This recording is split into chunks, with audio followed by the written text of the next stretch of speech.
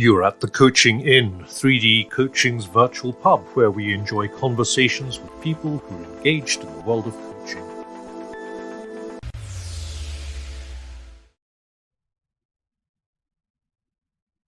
Welcome to this week's edition of the Coaching Inn. I'm Claire Pedrick, and today I'm going to be talking to Emily Walker, who is a coach and all-round lovely person.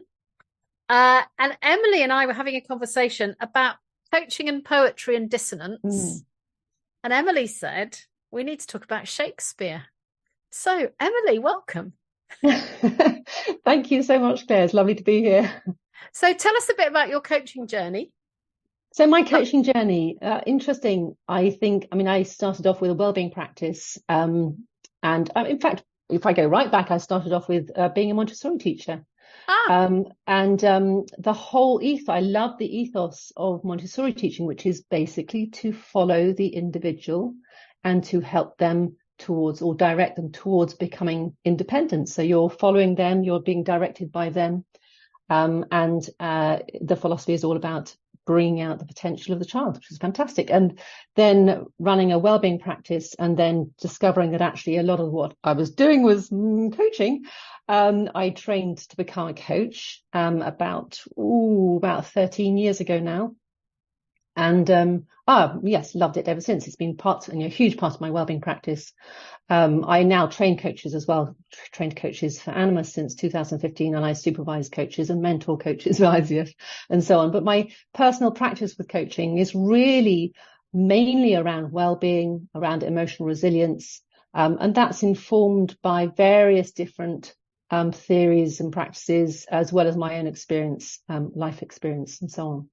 So yes, covering a wide variety of things, but chiefly around improving, helping people to feel better in themselves and to sort of find that sort of center to themselves where they can reach their full potential from. Yeah. Wow. And you've just moved. Yes, we've just moved. So yes, having lived in London my entire life, we've not only moved house, but moved counties down to Dorset, beautiful Dorset, just outside Bridport, to a small holding that's a campsite at the moment, which we're going to carry on running as a campsite. But in time, with probably not much time, to be honest, will also be a retreat centre, wellbeing space. My husband is a sound therapist as well as a carpenter, very useful. And so we'll be doing a combination of different things. And I also practice Reiki and a massage and so on, run workshops and courses in wellbeing and so on. So yes, lots to come. Yes, very exciting. Sounds amazing. I just want to kind of highlight what you said about the Montessori teaching. I was talking on Friday to a lady who homeschools. And she's going to come to the Coaching Inn and talk about homeschooling and the connection with coaching. Yes. It's a very interesting one. Yeah. As someone who didn't do very well at orthodox, mainstream education, because it's not designed around the individual. It's very much, part of the sort of industrial process. Montessori is a very, very interesting way. And I think homeschooling often works in a very similar way. I've got a few friends who homeschool, and I think it's a really interesting way to work. Yeah. Wow. So, Shakespeare. Yes. Shakespeare. Yes. I can't even quite remember how he got onto that conversation. But yes, how was it? There was something, I think we were talking about something around dissonance and how it actually shows up quite a lot in Shakespeare. I was brought up, my parents, my dad particularly, is very, very into Shakespeare. I was brought up just living and breathing Shakespeare, learning Shakespeare on the way to school, being taught many, many poems and also speeches from Shakespeare. So I have a great love of Shakespeare, definitely. And I'm always fascinated. There's always so much to learn about how he writes and how he works. And it's interesting how there is a bit of there's definitely an overlap in what we listen for in coaching and what we hear in how Shakespeare portrays different characters, which is really, really interesting. And in a number of different ways, I think. And we spoke a little bit about dissonance. And Shakespeare, in the way that he writes, most of his work is in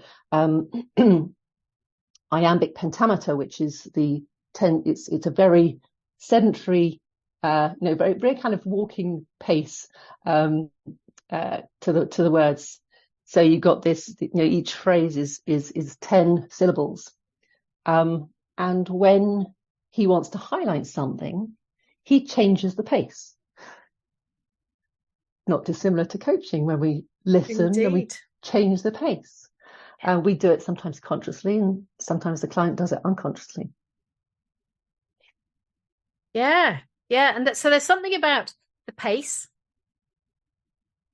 Is there something about words? Is he dissonate? Does he dissonate? I know that's a word because I looked it up in the dictionary. Does he dissonate words? I didn't know dissonate was a word. That's yeah, very nice. Yes, he does. And I think, yes, definitely. He dissonates with the vowels he uses. So sometimes you hear the similar vowels. You hear the assonance where he uses similar vowels in a phrase. And then other times he will shift that to create dissonance. So there's a jarringness to reflect possibly, quite often, either what's happening or what the character is talking about. And it helps to bring your attention to it. There's also, there's dissonance in, there's a lot of cognitive dissonance in Shakespeare as well. I mean, we could talk about this for hours, but sort of the difference, if you like, between what characters say and what they do. There's a huge amount of that. So like Hamlet, Claudius in Hamlet, the king, Hamlet's uncle, we know as an audience that he's committed a crime, and he is at one point praying to heaven, and he says, "My words fly up, my thoughts remain below. Words without thoughts never to heaven go." And it's his recognition that there's a real dissonance. He's being really explicit about it. There's a real dissonance between, his words and his thoughts. And it's that's very, very clear. That's a very explicit example, I'd say. But there's a lot of dissonance in how characters are clearly thinking on stage and how they act. There's also the whole aspect of deception and masking, and people playing other people and taking on different names, different genders, and so on. And some of those create a lot of dissonance within the storyline. Mm-hmm. So yes, it's an awful lot of dissonance and assonance in Shakespeare. Yeah. So you're describing a lot of this as a learner of speeches. Yeah, very definitely. Yes. And a listener of speeches. I used to go to a lot of Shakespeare plays. Yes. I'm just wondering, what's the difference in terms of dissonance when you're in the audience from when you're the learner of the speech? I think, again, that's an interesting one, because obviously when Shakespeare wrote these, he was writing them for his players to perform in the space. So he knew exactly how they should be spoken as well. So he would undoubtedly be directing those plays and telling the players not only what to say, but how to say it. Whereas these days, obviously, we don't have his direction. So we can kind of slightly make it up. And by nature, some of the phrases, the phrases and the words he uses and so on, give us an indication of how to say those things. But sometimes it's questionable. So you can kind of make a choice. There was a really, really lovely sketch, and I'm slightly, going off here, but there was a really lovely sketch. I don't know if you're aware of it, but there's Tim Minchin and a whole plethora of really famous Shakespearean actors. And I think our now current king finished off the sketch as well, where each of those actors did the first line of "to be or not to be, that is the question." And they all said it in slightly different ways, and it gave slightly different meaning each time they said it. They put the emphasis on a different word, and you heard a different thing from it. So I think there's a real art to how you the words definitely give direction to how you say it, but there's also something that you can input as a speaker as well. But as audience, Shakespeare is never meant to be read in a classroom. It was only meant to be heard and listened to on the stage. So yes, it's all meant for the audience's ear, and it creates all sorts of interesting storylines within one's own head as you're listening to it as well. When I was in school doing O-level, GCSE level English literature, we had to do Twelfth Night. Oh, yeah. And the teacher encouraged us to learn it. And it's really interesting because when I hear it now, what country friends is this? This is Illyria. What must I do in Illyria? My brother, he is in Elysium. Perchance he is not drowned. What think you, sailor? Nobody think I've got a good memory. What was your name? But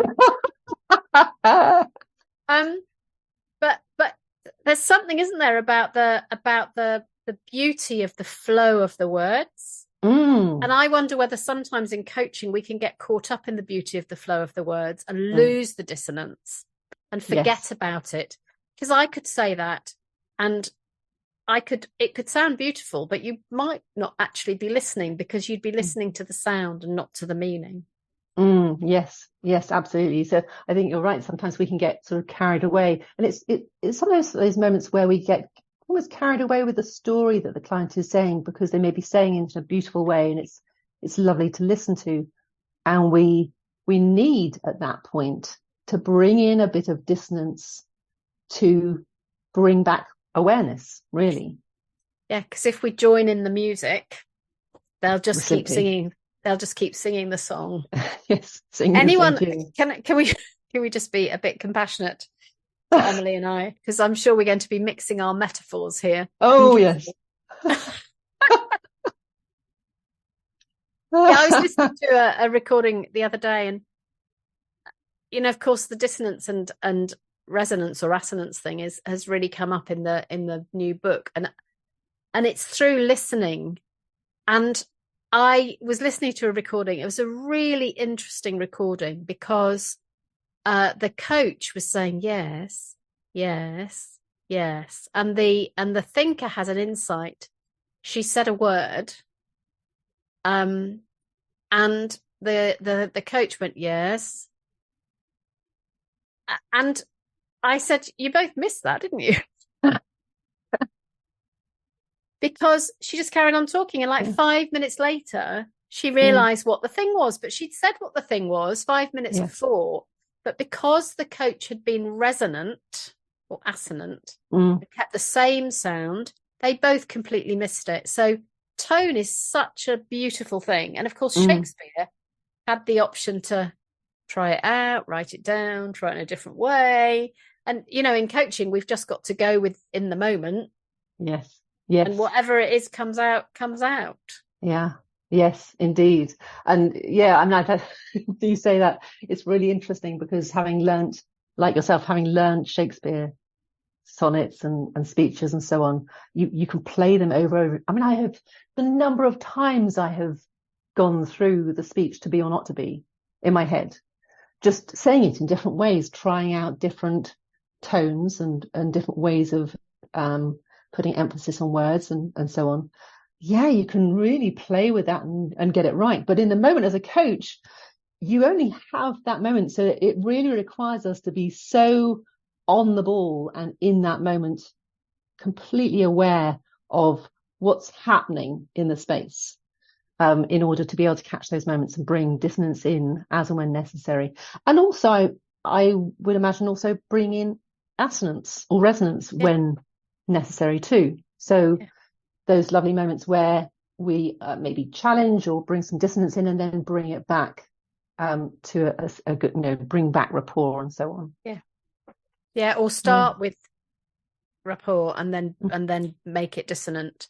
So that's really good, isn't it? In interrupting. So if you interrupt somebody, if you interrupt in a dissonant way, they just think you're weird. Whereas if they're going da-di-da-di-da-di-da-di-da-di-da-di-da in their narrative and you go da-di-da-di-da, so that it becomes less surprising, and also they hear it, because they hear that you matched their music and then you changed it. So that's a really, really interesting one. Yes.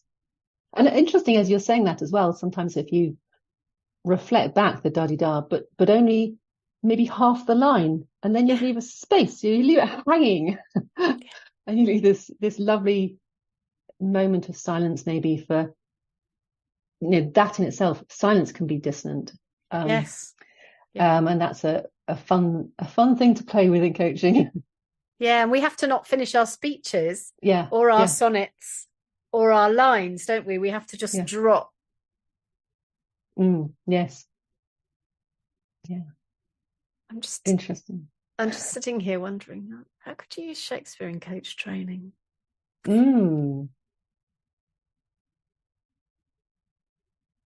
Yes, interesting. Because I'm sure you could. In our improv training, the improv teacher, Stuart Reed, who works with us, he does the to be or not to be thing. He gets everybody to say a line in their own way, and it all sounds very different. Yes. That's quite an innovative way of, seeing what the impact is of the sound that we make. Yeah, yes, definitely. Yeah. And another thing that, coming back to Shakespeare again, every scene, pretty much every scene in Shakespeare finishes with a rhyming couplet. And this is to bring, it helps the audience to know, and that it's all coming to a close. Trying to think of an example off the top of my head. I can't think of one off the top of my head, but he always, if you look at any Shakespeare play, if you look at the end of a scene, he will always use a rhyming couplet to bring everything to a close. And that's a message to the audience to go, okay, we're on to the next thing. And it's like what we do in coaching, in bringing a coaching session to a close, and just asking those questions towards the end to bring the whole thing to a close, time management and all the rest of it, and checking in with the client and partnering with the client to finish the session. Very much reminds me of that sort of rhyming couplet. It's an indicator. Yeah, because that's the landing, isn't it? It's the rather than the just abruptly ending. Yes. Oh, we've run out of time. And there are very few moments in Shakespeare where the scene does abruptly end, or he uses rhyming couplet and then the character says one half line more, which kind of leaves everyone going, oh, because he's creating dissonance to actually leave you slightly hanging, which obviously we wouldn't do in coaching. But it's an interesting, I wonder if we could bring rhyming couplets into the end of the landing. That would be really interesting, wouldn't it? We've got a bit of a thing in our house about crime dramas. Yeah. And when we're watching a crime drama, when you get to the end and you think it's going to end and then it doesn't and then it does. Yes. And then we always go, duff, duff, duff. Yeah. Yeah. Wait for next week's thrilling installment. Yeah. But actually there needs to be an ending to every session, doesn't there? Yeah. Rhyming couplets, that's stuff that that's such an interesting thing. Yeah. Because that's so. Yeah, I really like that. I'm going to have to take the dog for a walk with that. Think of some rhyming couplets to finish your coaching sessions with. But it's lovely. It really does bring it to a close in a very neat way. And I think there is something about how we, obviously we don't need to do rhyming couplets at the end of a session, but using a phrase at the end of a session, using a phrase that is, dare I say it, comfortable or conclusive in a nice way, that is that just ends the session nicely. Yes, it's the words, but it's also the tone of voice. It's also the way that you say the whole phrase brings it to a close. So yeah, it's interesting, isn't it?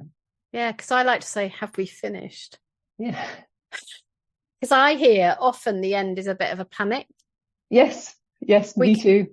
We can't possibly do credit to your very big thing that's just come up in the last 30 seconds in this very short time. So you must come back. So next week's thrilling instalment will be. Whereas actually, have we done enough? Have we finished? There's a calming tone that we can use to end in the same way that we have a calming tone at the beginning, rather than that breathless, over the line thing. Yes, indeed. Yes, I mean, I think I usually finish with, so is there anything more before we bring this to a close? Is there anything more that we need to do to bring this session to a close? Yeah. So I mean, that's a fairly familiar phrase that I use, but I like you say, I mean, I've heard coaches, I listened to recordings and I've heard coaches say some of the things like, okay, so should we finish it there? Is yes. that okay? And there's there's a bit of a panic and urgency. And you just said, is there anything more we need to do to bring this to a close? Which is not the same as, is there anything else you want to talk about? No. It's completely different. Yeah. Because one of them is in the music of the ending. Totally. And the other one is in the urgency of the, oh no. What else? Yes. Got to give value. Yeah. So when you were thinking about Shakespeare, Emily, what else were you thinking? Interesting. I mean, gosh, quite a few things came up, and another one is the sort of metaphors, the bigger metaphors that Shakespeare uses. So he uses things like, for example, for example, in As You Like It, with the forest and the city, and there is a real dissonance between the two, and the forest represents the sort of coming home, and this is all about nature and being aligned and being authentic to yourself. He also uses it in other plays like Midsummer Night's Dream. I'm fairly sure there's certain others. But this whole distance between places, between locations. So the city is all about deception and politics and, all that intrigue. And that often shows up in a lot of Shakespeare. But then the forest is this other place of truth and nature and authenticity and so on. But also fun. There's often fun that happens in the forest, playfulness, magic. And again, it made me think of what metaphors show up for us in coaching. So firstly, how metaphors show up for us in coaching, and actually, what are they possibly representative of? And also, how does deception, how do masks show up in coaching? Both for ourselves as coaches, but also for the clients too. How do they show up in the space where maybe we are not necessarily fully honest with ourselves, or maybe not fully honest with the client, and vice versa, the client maybe not fully honest with themselves or fully honest with us. Again, as coaches, we only ever see this much of what the client, tiny amount of what the client wants to show us, and of their entire territory, if you like. So there's definitely sort of crossovers in the sort of story element and the metaphors that Shakespeare uses, and what shows up in the coaching sessions. Yeah, and so for Shakespeare, the forest was the playful place and the city was the place of deception. But of course, for every person, the metaphors, if they use, and if they feel they can use, and if they understand metaphor, which not everybody does, can be different. But it's noticing the connection between them, isn't it? Yes, absolutely. Yeah. Yes. And I wonder also if there's something in some metaphors that's more universal than others. Like if I said, I had such a roller coaster of a day, roller coaster means something potentially quite different to me than it might do to you. But I wonder if there's something more universal about other metaphors.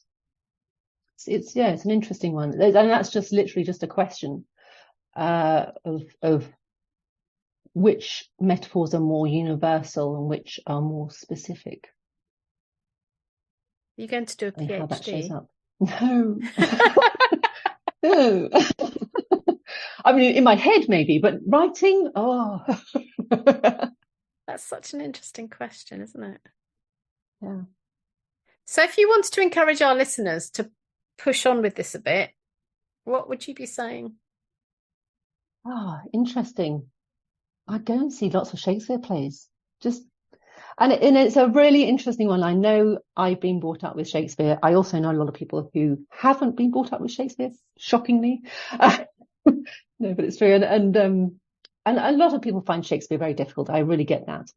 But I would say the best way to go to Shakespeare is to not try and analyze it, but just to let it wash over you. And then things start to gradually sink in as you reflect on it and as you appreciate it.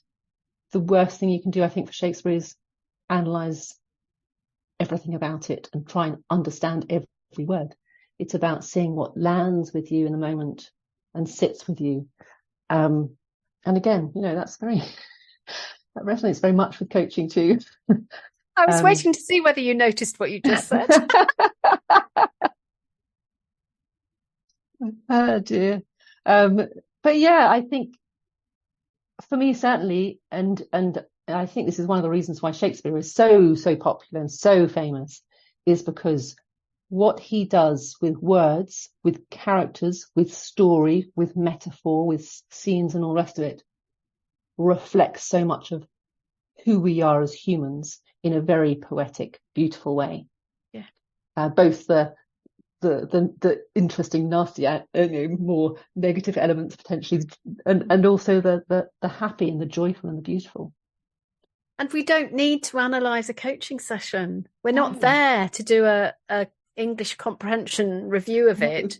We're there to notice, aren't we, the mood and the dissonance and the resonance and the flow of what somebody's saying, and offering them back that is enough to help them to get new insights and to feel heard.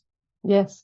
And that's also, that brings to mind for me, that work on coaching maturity that I think it was Clutterbuck. Yes. Did with someone else. It's gone out of my head now. A bunch of people. Yeah, a bunch of people, et al. The steps of coaching maturity, where, when you start off and you're kind of doing it and you're using all the tools and techniques and you're trying to get it right, there can be a lot of analysis and a bit of clunkiness to that work.